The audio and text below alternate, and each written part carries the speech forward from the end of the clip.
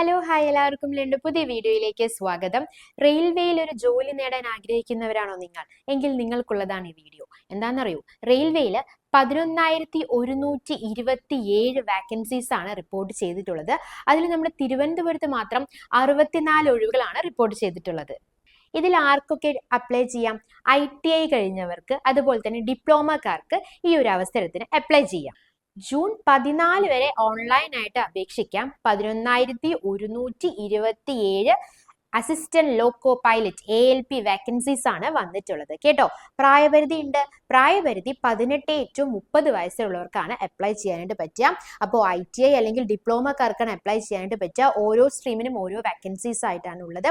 ഇനി നമുക്കറിയാം, നമ്മൾ ഏതൊരു ജോലിക്ക് കയറുമ്പോഴും നമുക്ക് ആദ്യം അറിയേണ്ടത് സാലറി സ്കെയിലാണ് അല്ലേ.